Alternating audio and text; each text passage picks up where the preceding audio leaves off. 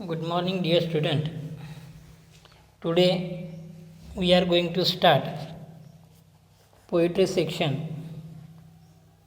In today's video, we are going to learn very first poem in this unit 2.1, Cherry Tree, page number 65. Before start the real poem, here are some questions for our preparation for the poem in icebreaker section. First, we will discuss on these questions and then we will start the real poem. First question, trees are revered because. What is meant by revered? सन्मान करण्याचा त्याचा. आपण वृक्षांचा झाडांचा सन्मान करायला पाहिजे. कारण का? काय आपल्याला त्याचे बेनिफिट्स आहेत? थोडक्यात बेनिफिट्स ऑफ ट्रीज असं आपण म्हणू शकतो. Trees are revered because. वृक्षांविषयी आदर व्यक्त केला गेला जातो. कारण because trees give us joy. आपल्याला झाडं आनंद देतात. Trees give us food, medicine, wood, besides many more useful things. अशा बऱ्याच आपल्याला गरजेच्या अशा युजफुल उपयोगी असणाऱ्या फायद्याच्या वस्तू आपल्याला झाडांपासून मिळतात. Then tree provides shade and shelter to fauna. म्हणजे ज्या लोकांना निवारा नाही अशा लोकांना आसरा देण्याचं काम, सावली देण्याचं काम, जे वाटसरू रस्त्यानं जात असतात अशांना सावली देण्याचं काम झाडं करतात. Shade and shelter. One more important thing the trees gives us that trees absorb toxic carbon dioxide and make the air clean. म्हणजे ह्या हवेमधला जो काही कार्बन डायऑक्साईड आहे तो शोषून घेण्याचं काम झाडे करतात आणि आपल्याला ऑक्सिजन पुरवतात. ही फार मोठी गोष्ट आहे. ते provides us oxygen and absorb the toxic carbon dioxide from the air and makes the air clean. आणि हवा स्वच्छ करतात. And most important that tree prevent soil erosion and help rain cloud information. म्हणजे झाडं काय करतात तर सॉईल इरोजन म्हणजे जमिनीची धूप थांबवतात. झाडांचं जे मुळं वगैरे असतात ते मातीला घट्ट पकडून ठेवतात आणि त्यामुळे जमिनीची धूप थांबते. सॉईल इरोजन म्हणतात त्याला. And help rain cloud information. आणि झाडांमुळे आपल्याला बघतो की आपण पाऊस पडतो किंवा तशी आपल्याला फोरकास्ट मिळते झाडांमुळं. In this way trees are most useful and helpful to human beings. So trees are revered. आणि म्हणून झाडांबद्दल आदर व्यक्त केला जातो. तर या गोष्टी आहेत. Next dear student, in this on this page 65 here are given 2 columns, A and B column. Column A shows your involvement in growing a tree. एका कॉलममध्ये तुम्ही एका झाडाच्या वाढीमध्ये इन्व्हॉल्वमेंट आहात. As well as the stages in the life of a tree. आणि त्या वृक्षाच्या ज्या स्टेजेस आहेत वाढीच्या त्या दिलेल्या आहेत. In column B it shows the feeling you experience at all the stages. आणि त्या प्रत्येक स्टेजवरती तुमच्या फिलिंग्स काय आहेत. And you have to match these stages with your feelings. तर तुमच्या भावना आणि त्या झाडांच्या वाढीच्या स्टेजेस याच्याशी तुम्हाला या ठिकाणी योग्य अशा जोड्या जोडायच्या आहेत. कॉलम ए, कॉलम बी.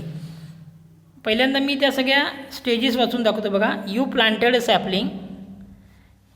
ए कॉलममध्ये ज्या स्टेजेस आहेत त्या एका क्रमानं आहेत आणि बीमध्ये ज्या फिलिंग्ज आहेत त्या मिक्स आहेत. मग त्याच्यात तुम्ही त्याला मॅच करायचं आहे. You planted sapling, you watered the plant, you saw the shoot for the first time, you fenced the plant gradually saw lush green leaves grow on it, the tree and birds too, and birds made a nest on the tree which was fully grown and laden with flowers. अशा या stages आहेत. या तुम्हाला या ठिकाणी match करायचे आहेत. बघा, यू प्लांटेड अ सॅपलिंग म्हणजे तुम्ही एखादं रोपटं लावलेलं आहे. तर त्यावेळेला तुमची फिलिंग्स काय असणार आहे? कॉलम बीमध्ये बघा ऑप्शन ई आहे, you wanted to make a humble beginning. तुम्हाला वाटतं आहे की त्याची वाढ व्हावी, ते उगवावं, त्याची सुरुवात व्हावी. That is the feeling. E option, you wanted to make a humble beginning. Second बघा, यू वॉटर्ड द प्लांट. तुम्ही त्या प्लांटला पाणी दिलेलं आहे, त्यावेळेला तुमची भावना काय असणार आहे? बघा ऑप्शन जी बघा, यू केअर्ड फॉर इट. तुम्ही त्याची काळजी घेताय. Number 3, you saw the shoot for the first time. आणि त्याच्यामध्ये छोटे छोटे त्याचं कोंब जे आहे उगवलेलं ते तुम्हाला दिसतं, त्यावेळेची तुमची भावना असणार आहे काय? तर ऑप्शन बी बघा, the new experience what excitement to you. तुम्हाला एक्साइटमेंट झालेलं, ते एक उत्सुकता असते, आनंद झालेला असतो की ते जे प्लांट आहे ते उगवतं आहे. You fenced the plant. तुम्ही काय केलं, पण नंतर त्याला कुंपण घातलं. कोणतं जनावर किंवा ते प्लांट जे आहे त्याला ते खराब होऊ नये याच्यासाठी you fenced the plant. Fence म्हणजे त्याला कुंपण घालणे. त्यानंतरची तुमची फिलिंग्स काय असणार आहे बघा, ऑप्शन बी बघा, your motive was to protect it. त्यावेळेला तुमची भावना असणार आहे की त्या रोपट्याचं प्रोटेक्शन व्हायला पाहिजे, त्याला संरक्षण मिळायला हवं. Next, the plant gradually saw lush green leaves grow on it. आणि मग तुम्हाला दिसतं की त्या प्लांटला छोटे छोटे पानं फुटलेली आहेत, लिव्ज आलेले आहेत त्याला. त्यावेळेला तुमची जी फिलिंग्ज आहे ती काय असणार आहे? तर ऑप्शन डी बघा, the colour symbolising life gave you a feeling of hope. तुम्हाला आशा आहे की ठीक आहे, हे झाड आता कलरफुल होणार आहे आणि झाड वाढणार आहे, एक आशा आहे तुम्हाला. म्हणजे ऑप्शन डी करेक्ट आहे, त्याला मॅच होतो. Number 6, the tree had birds too. आणि मग या झाडाला छोट्या छोट्या पाकळ्या लागलेल्या आहेत, त्यावेळेला तुमची भावना काय असणार आहे? ऑप्शन ए बघा, gave you a feeling of joy to see the promising future. आणि त्याच्यातून तुम्हाला एक फिलिंग, आनंदाची एक फिलिंग्ज आहे की जॉय, आनंद होणार आहे. कारण का, तुम्हाला पुढे भविष्यामध्ये ते झाड निश्चितपणे आता वाढतं आहे, त्याला फळं येणार आहेत, हे एक तुम्हाला फ्युचरमधलं प्रॉमिस त्याच्यातून मिळत असतं. आणि लास्ट आहे, birds made a nest on the tree which was fully grown and laden with flowers. असं झाड की जे बहरलेलं आहे, त्याला फळं लागलेली आणि त्याच्यावरती पक्ष्यांनी आपली घरटी केलेली आहे. त्यावेळेला तुमची फिलिंग्स काय असणार आहे? लास्ट आहे option C, you were happy and satisfied. तुम्ही आनंदी असाल, समाधानी असाल, because you experienced what you had often heard. तुम्ही बऱ्याचदा जे ऐकलेलं आहे, that small beginning can lead to great achievement. एखादी छोटी सुरुवातसुद्धा मोठी अचिव्हमेंट, एक यश चांगले मिळवून देतं तुम्हाला. त्या पद्धतीने एक छोटं तुम्ही रोपटं लावण्याचा प्रयत्न केला आणि त्याचं हे झाड भरलं, त्याचा वटवृक्ष झाला आपण म्हणतो. अर्थात की तुमच्या त्या कृतीला की यश आलेलं आहे. So dear student, here these questions are completed. Now on next page number 66, the short information is given about the poet of this poem. या कवितेचे जे कवी आहेत रस्किन बॉन्ड, इंडियन पोएट आहेत, त्यांच्याबद्दल या ठिकाणी आपल्याला छोटी इन्फॉर्मेशन दिलेली आहे. First will see that and then will start the poem. Ruskin Bond, born in Kasauli, Himachal Pradesh in 1934. 1934मध्ये हिमाचल प्रदेशच्या कसुली या ठिकाणी त्यांचा जन्म झाला. Ruskin Bond has written hundreds of short stories, essays. त्यांनी काही शॉर्ट स्टोरीज लिहिलेल्या आहेत, काही नॉव्हेलाज लिहिलेले आहेत, त्याने कादंबऱ्या लिहिलेल्या आहेत. Ruskin Bond is widely loved writer of poems and stories. म्हणजे कविता आणि कथांचे ते लेखक आहेत. Ruskin Bond has written hundreds of short stories, essays, novellas and more than 30 books for children. मुलांच्यासाठी त्यांनी जवळजवळ 30पेक्षा जास्त पुस्तके लिहिलेली आहेत. His first novel the room on the roof, त्यांचं एक पहिली त्यांची कादंबरी आहे, the room on the roof. The room on the roof ही त्यांची पहिली कादंबरी. Written when he was 17. ते ज्यावेळेला 17 वर्षाचे होते त्यावेळेला त्यांनी the room on the roof ही कादंबरी त्यांची पहिली लिहिली. And that novel received the John Llewellyn Rhys memorial prize in 1957, आणि त्यांना तो जॉन लेव्हिलियन राईज हा मेमोरियल प्राईज मिळालेला आहे इन 1957, 1957मध्ये. कोणत्या कादंबरीला? The room on the roof, first novel written by Ruskin Bond. Ruskin Bond has also published 2 volumes of autobiography. त्यांनी ॲटोबायोग्राफीचे 2 व्हॅल्यूम्सही पब्लिश केलेले आहेत. Scenes from the writer's life and the lamp is lit, हे 2 volumes आहेत ते ॲटोबायोग्राफीचे, त्यांच्या आत्मचरित्राचे. Scenes from a writer's life and the lamp is lit, a collection of essays and episodes from his journal. In 1992 he received the Sahitya Akademi award. बघा, साहित्यातला एक famous असा सन्मानाचा असा अवॉर्ड आहे साहित्य अकादमी अवॉर्ड, तोही त्यांना मिळालेला आहे. इन 1992, 1992मध्ये त्यांना तो अवॉर्ड मिळालेला आहे, Sahitya Akademi award. In 1992 Ruskin Bond received the Sahitya Akademi award for English writing in India. इंग्रजीच्या लिखाणाबद्दल त्यांना तो सन्मान भेटलेला आहे, Sahitya Akademi award. He was awarded the Padma Shri in 1999. त्यांना पद्मश्री अवॉर्ड देऊनसुद्धा सन्मानित करण्यात आलेला आहे 1999मध्ये. Ruskin bond lives with his adopted family in Mussoorie आणि उत्तराखंड. आणि मग ते मसुरी, उत्तराखंड या ठिकाणी एका ॲडॉप्टेड फॅमिलीमध्ये त्यांनी ते वाढलेले आहे, त्यांचं जीवन तिथं गेलेलं आहे. जन्म हिमाचल प्रदेश आहे, कसुली या ठिकाणी, परंतु एका फॅमिलीनं त्यांना ॲडॉप्ट केलेलं आहे, त्यांना दत्तक घेतलेलं आहे आणि त्या ठिकाणी त्यांचं जीवन पूर्ण केलेलं आहे. Ruskin bond lives with his adopted family in Mussoorie, Uttarakhand. एक निसर्गसंपन्न असा जो प्रदेश म्हटला जातो मसुरी, त्या ठिकाणी त्यांचं जीवन गेलं. चेरी ट्री, आपल्या अभ्यासासाठी जी काही पोयम आहे तिचं नाव आहे, टायटल आहे चेरी ट्री, चेरीचं झाड. Cherry tree is a poem of struggle against adverse condition. कठीण परिस्थितीमध्ये कशा पद्धतीने आपण आपला स्ट्रगल जो आहे तो असतो आणि तो आपण त्यामध्ये मग कसं सर्वाईव्ह व्हायचं. इट इन्स्पायर्स, ही कविता आपल्याला प्रेरित करते. It inspires one to fight against even those who deliberately try to destroy one's efforts to achieve one's dream. The poem Cherry Tree is about poet's ecstasy over a tree which is he planted that took against 8 years grow. 8 वर्षापूर्वी त्यांनी लावलेलं एक चेरीचं झाड 8 वर्षानंतर ते कसं बहरलं, म्हणजे इतका काळ गेलेला आहे, म्हणजे ते लावलं आहे आणि लगेच त्याला रोपटे झालं आहे असं झालेलं नाही, तर त्याला 8 वर्षाचा कालावधी गेलेला आहे. The poem cherry tree is about the poet's ecstasy over a tree with he planted that took 8 years to grow. He is experiencing his wonder at the ways of nature and how the cherry blossoms are fragile and quick to fall.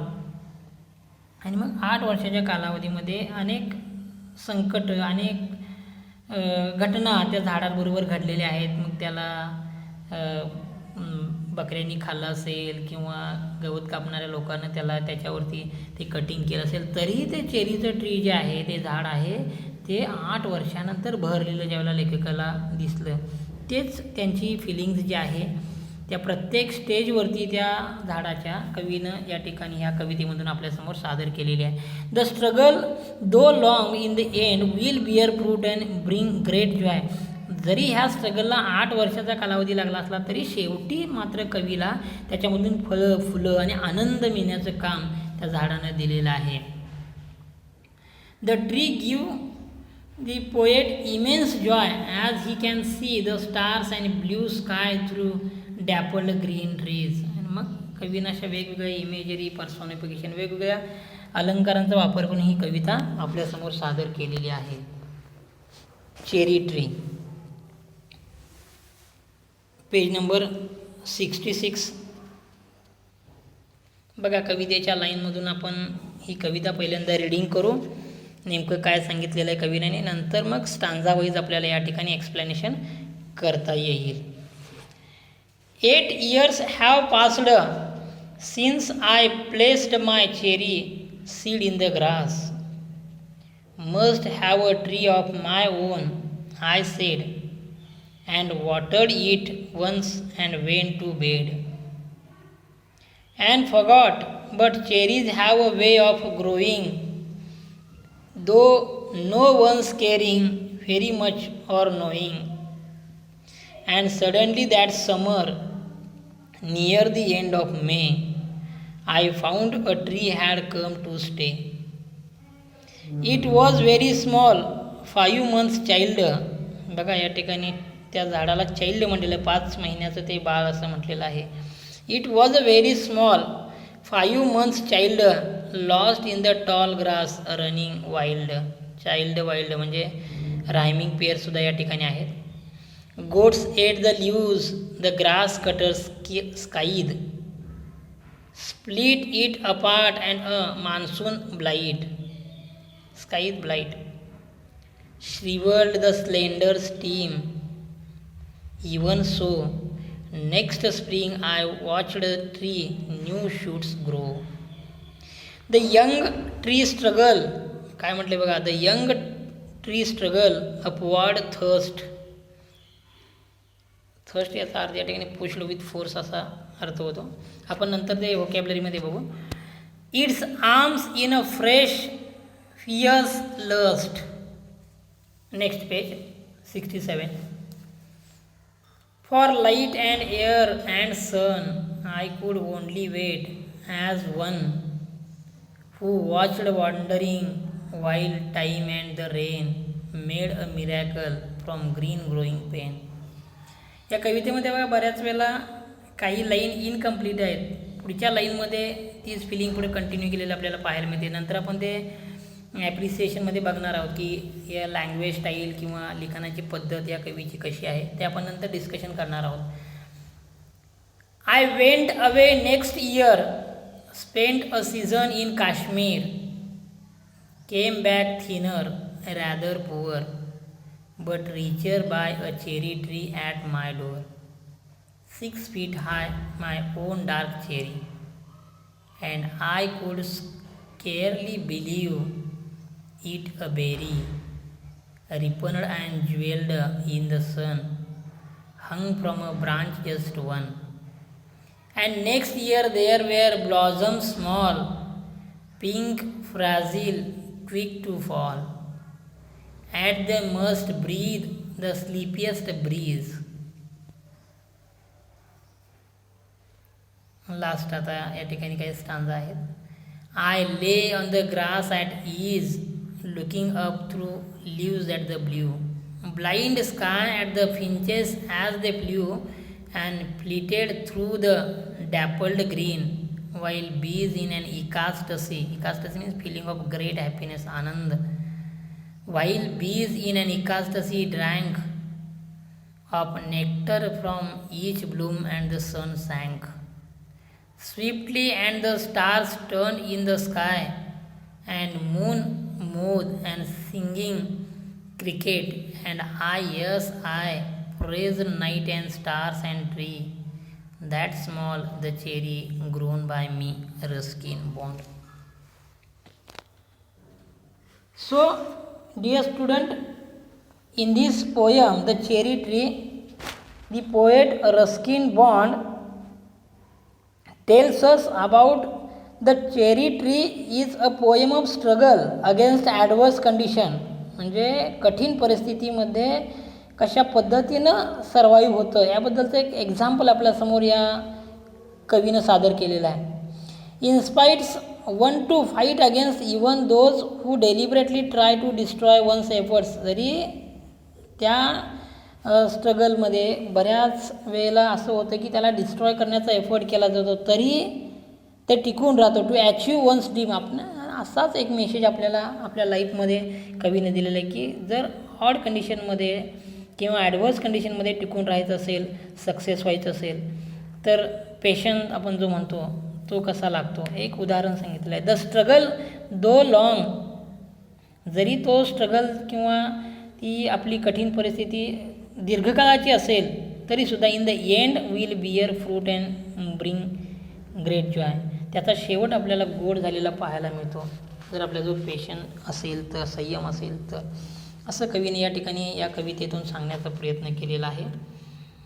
सुरुवातीपासून आपण बघू. कवी काय म्हणतोय बघा, 8 years have passed since I placed my cherry seed in the grass. The poem begins with the poet recalling that 8 years अगो ही had placed a cherry seed in the grass. म्हणजे हे कवितेची जी सुरुवात आहे तीच अशी आहे की 8 वर्षापूर्वी कवीनं काय केलं होतं हे त्याच्या लक्षात आलेलं आहे. 8 वर्षापूर्वीची गोष्ट त्यानं रिकॉल केलेली आहे, आठवलेली आहे.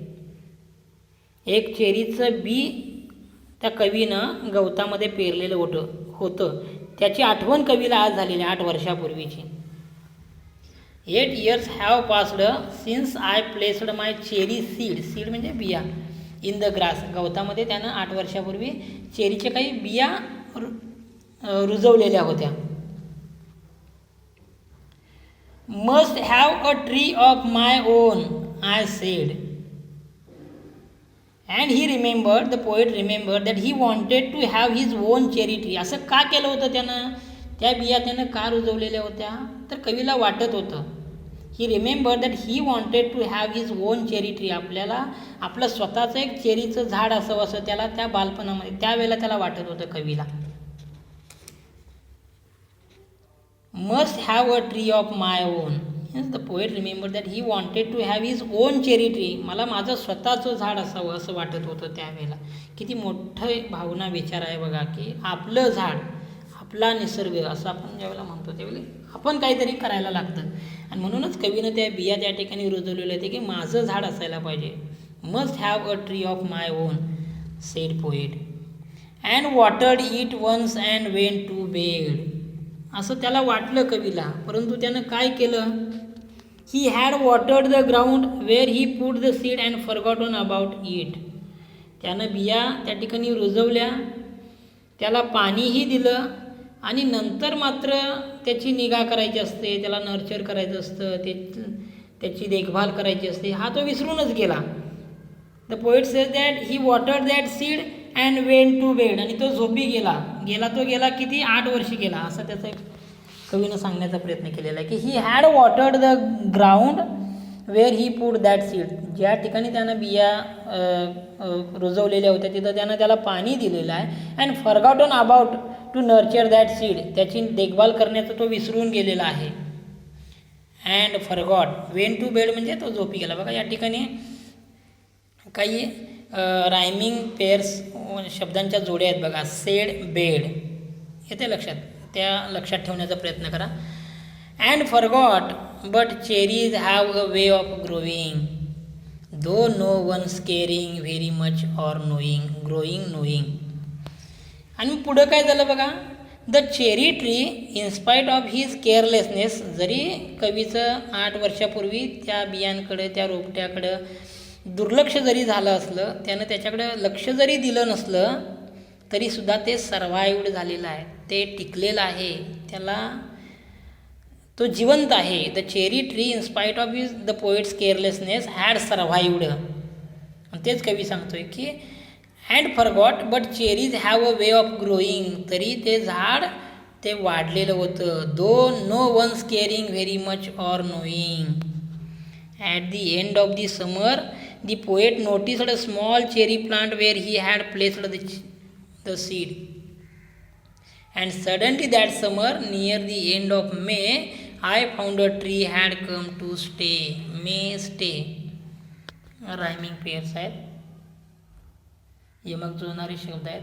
मे स्टे जोडीनं ते शब्द लिहायचे. कधी साधारणपणे प्रोनाऊन्सिएशन जे असतं त्या अशा शब्दांचं ते एकसारखं वाटतं. मे से स्पेलिंग वेगळं आहे परंतु प्रोनाऊन्स होतो तो एकसारखा होतो. त्याला आपण रायमिंग पेअर्स म्हणतो. And suddenly that summer near the end of May the poet found says that I found a tree had come to stay. साधारणपणे ही जी कविता आहे ती फर्स्ट पर्सन नॅरेशनमध्ये आहे. नॅरेट केलेली आहे कवीनं, स्वतः सांगतो आहे कवी त्या ठिकाणी सगळं नॅरेशन, अशी याची रचना आहे.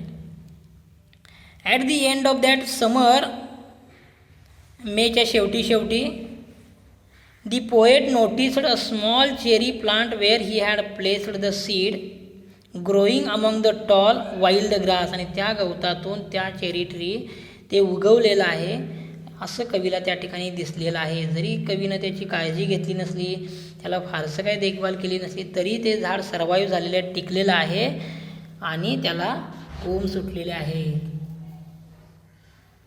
I found a tree had come to stay. It was a very small 5-month child, lost in the tall grass running wild. बघा कवी काय म्हणतोय, that cherry tree was growing among the tall wild grass. उंच असे वाढलेल्या गवतामध्ये सुद्धा ते survive झालेलं आहे, त्याला कोंब फुटलेले आहेत.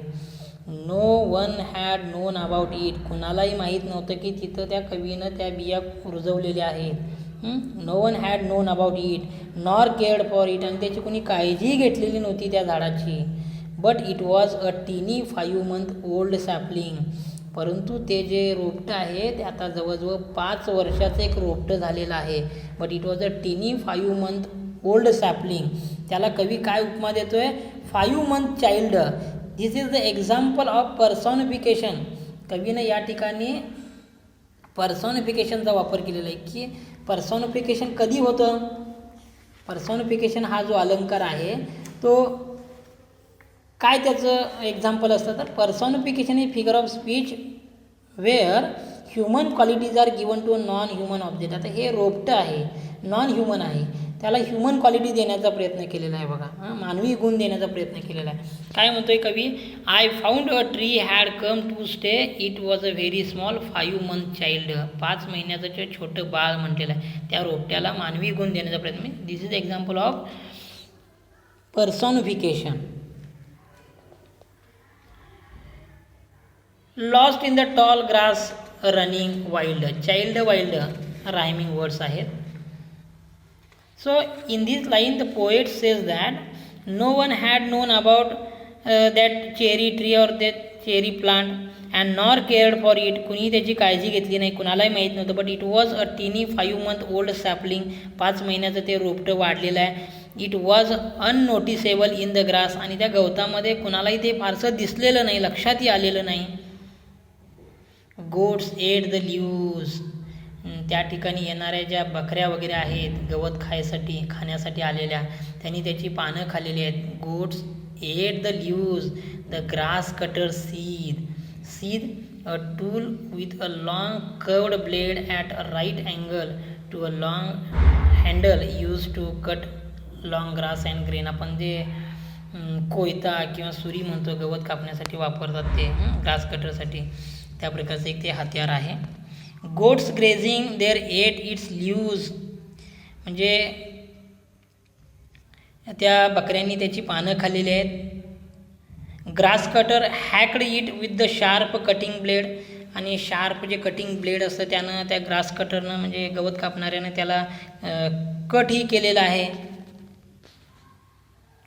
Split it apart and a monsoon blight. Blight म्हणजे कॉझिंग डॅमेज, म्हणजे त्याला इतकं डॅमेज झालेलं आहे, म्हणजे ग्रास कटरनं त्याला कट केलेलं आहे, बकऱ्यांनी खाल्लेलं आहे. In the monsoon a disease withered the little cherry sapling. बघा काय म्हटलेलं आहे, split it apart and a monsoon blight. Blight means causing damage, त्याला डॅमेज केलेलं आहे, त्याला साधारणपणे कीड ही लागलेली आहे असा त्याचा अर्थ. श्रीवर्ल्ड ते वाळलेलं आहे. Shrivelled the slender steam. Even so next spring I watched 3 new shoots grow. The young tree struggle upward thirst. Thirst means pushed with force.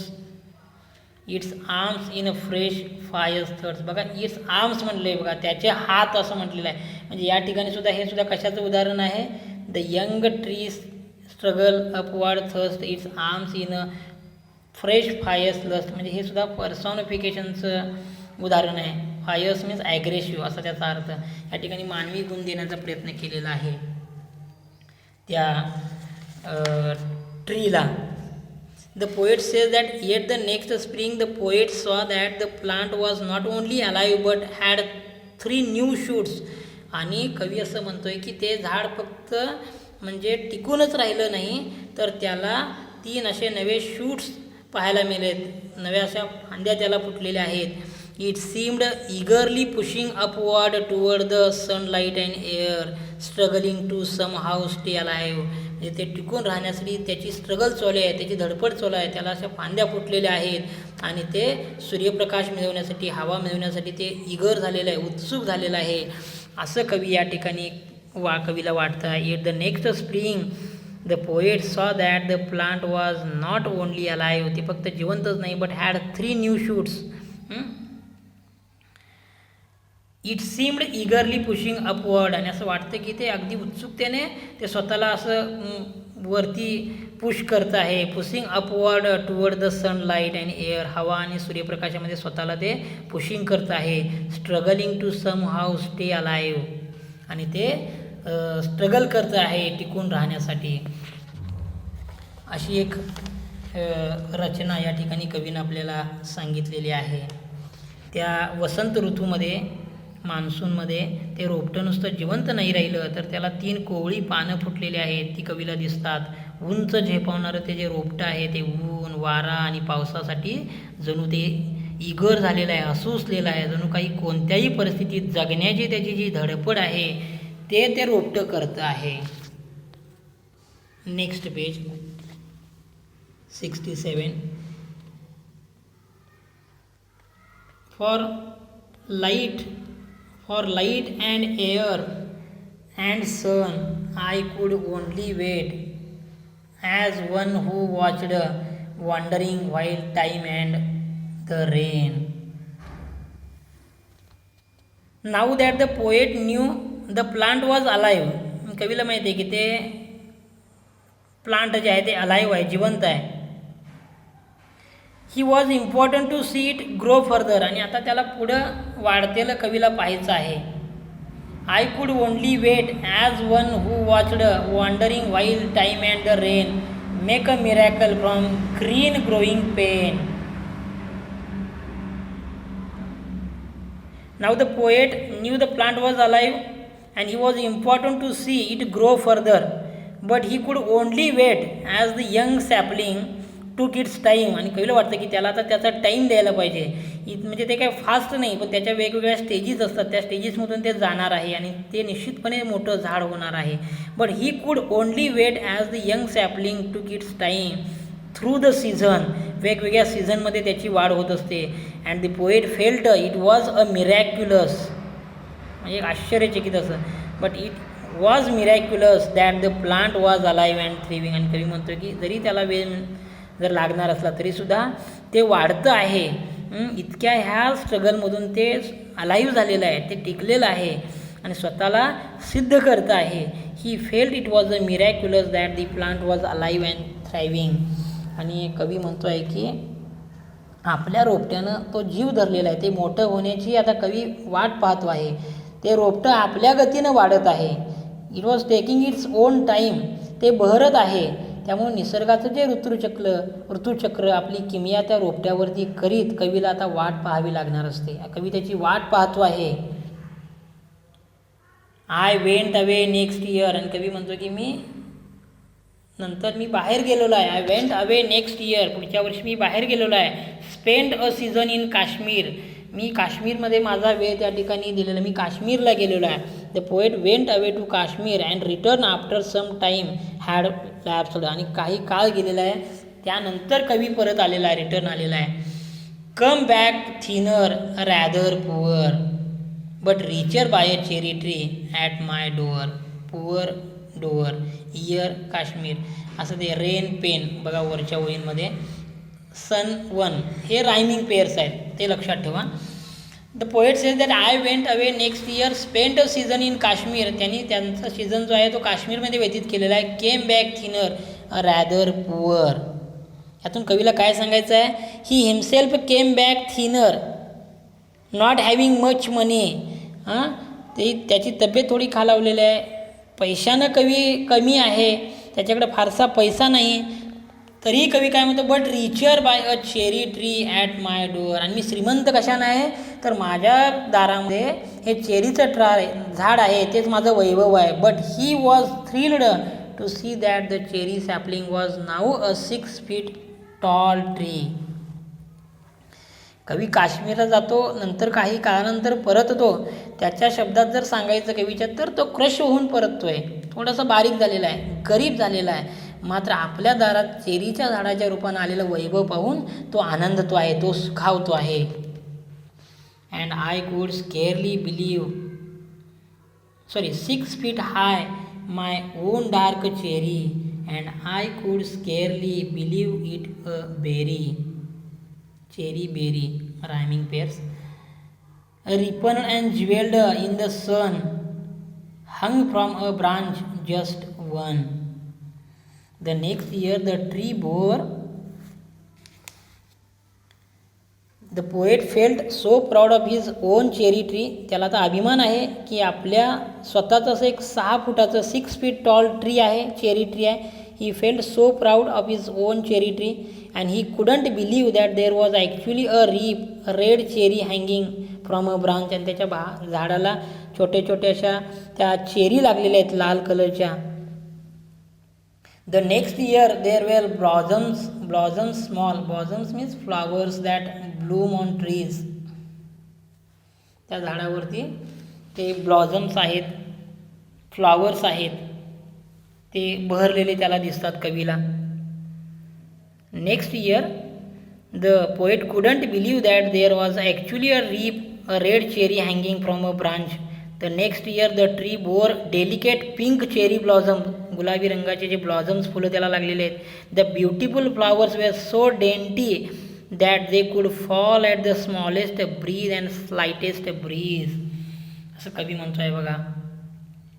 The next year there were blossoms small, pink, fragile, quick to fall at the merest breeze, the sleepiest breeze. The poet says that he couldn't believe that there was actually a red cherry hanging from the branch. Next year, the tree bore delicate pink cherry blossoms. The beautiful flowers were so dainty that that cherry could fall at the smallest breeze or slightest breeze. एका फांदीवर एक इवलीशी पिकलेली लाल cherry त्याला चमकताना दिसते. त्याच्या डोळ्यावरती त्याचा विश्वास बसत नाही कवीचा. पुढच्या वर्षी चेरीचं झाड छोट्या छोट्या नाजूक गुलाबी फुलांनी मोहरलेलं त्याला दिसून येतंय. ती सुंदर फुले इतकी कोमल असतात की मंद श्वासाने आणि वाऱ्याच्या हलक्याच्या झुळुकीने ती सहज गळून पडतील असे कवीला वाटतं आहे. पिंक, फ्रॅझिल, क्विक टू फॉल, ती जी कोमल अशी फुलं आहेत, सुंदर अशी पिंक कलरची, ती मंद श्वासाने किंवा वाऱ्याच्या झुळकीने सुद्धा गळून पडतील. क्विक टू फॉल असं म्हणलेलं आहे. At the nearest breeze, the sleepiest breeze, किंवा एखाद्या वाऱ्याच्या एखाद्या झुळकीने सुद्धा ती फुलं गळून पडतील असं कवीला वाटतं आहे. आणि मग लास्ट स्टांजामध्ये बघा, I lay on the grass at ease, looking up through leaves at the blue, blind sky at the finches as they flew, and flitted through the dappled green. The poet returns to the present after thinking back on how the tree came to be there. चेरीच्या झाडाच्या आठवणीत रमलेला कवी पुन्हा एकदा वर्तमानात परततो आहे. झाडाखाली तो त्या गवतावरती पहुडतो आहे, झोपतो आहे. He is lying on the grass under the tree looking up at the evening sky, म्हणजे संध्याकाळचं जे आकाश आहे त्या आकाशाकडे पाहत तो त्या ठिकाणी गवतावरती पहुडलेला आहे. Showing between the branches and the leaves overhead, त्या निळ्याभोर आकाशाकडे पाहत तो राहतो आहे. हिरव्या पानामधून तो आकाश पाहतो आहे. And flitted through the dappled green, dappled means having dark or light patches असं म्हटलेलं आहे बघा. काय म्हटलेलं आहे? Dappled, having dark or light patches, ठिपक्या ठिपक्यांच्या पानांची नक्षी तयार झालेली त्याला दिसत आहे. While bees in and ecstasy means feeling of great happiness, अत्यानंद किंवा हर्ष असं त्याला म्हणतात. Of nectar sweet liquid produced by flowers, फुलातील जो मध असतो तो nectar, sweet liquid produced by flowers, फुलं जे मध तयार करतात तो अर्थात. From each bloom and the sun sank swiftly and the stars turned in the sky, and moon more than singing crickets, and I, yes I, praised the night and stars and tree that small the cherry grown by me. In the last stanza, poet says that he returns to the present after thinking back to how the tree came to be there. तो वर्तमानात परतलेला आहे, and he is lying on the grass. तो गवतावरती पडलेला आहे. The tree looking up at the evening sky, showing between the branches and the leaves. त्या पानांमधून, त्या फांद्यांमधून तो आकाश पाहतो आहे आणि तो गवतावरती पडलेला आहे. The poet watched the birds darting about the bees hovering over the swift flowers. आणि त्या फ्लावर्सवरती वेगवेगळे बीज ज्यात मधमाशा आहेत किंवा फुलपाखरं आहेत, पक्षी आहेत, ते त्याला पाहायला मिळतात. As the sun set and stars appeared, त्याला त्या ठिकाणी की स्टार्स चांदण्या दिसतात. There was the noise of crickets, जे काही रातकिडे आहेत त्यांचा आवाज त्याला येतो आहे. क्रिकेट म्हणजे रातकिडे. Moon moth flew about and his heart sang with joy thinking of his cherry tree planted so many years ago. आणि बघता बघता तो सूर्य मावळतो आहे, आकाशात तारे चमकू लागतात, रातकिडे यांची किरकिर चालू होत आहे आणि पतंगाचे किडेसुद्धा हवेमध्ये उडू लागतात. आणि मग कवीच्या मनामध्ये विचार येतो की 8 years ago the seeds he sow there had a now a big cherry tree. आणि मग 8 वर्षापूर्वी लावलेल्या त्या चेरीच्या झाडाच्या सानिध्यात कवीचे मन आनंदाने गाऊ लागते आहे. And his heart sang with joy thinking of his cherry, his own cherry tree which he planted so many years ago. आणि मग तो म्हणतोय की मी माझ्या स्वतःच्या चेरी झाडाच्या सानिध्यामध्ये मी आहे की ज्याच्या बिया मी 8 वर्षापूर्वी लावलेल्या होत्या. The poets hurt sang with Joy, त्याला अत्यानंद झालेला आहे, त्याचं मन आनंदानं हर्षून गेलेलं आहे. So dear student, here this poem is getting completed. ही कविता या ठिकाणी संपते. In the next video will discuss on the questions, important questions and the appreciation of the poem, summary of this poem and the language style of this poet. कवीची जी काही style आहे लिखाणाची, त्यानंतर जे काही रायमिंग वगैरे वापरलेत, कोणते अलंकार या ठिकाणी कवीने वापरले, त्याच्यावरती आपण नेक्स्ट व्हिडिओमध्ये डिस्कशन करणार आहोत. Today we stop here.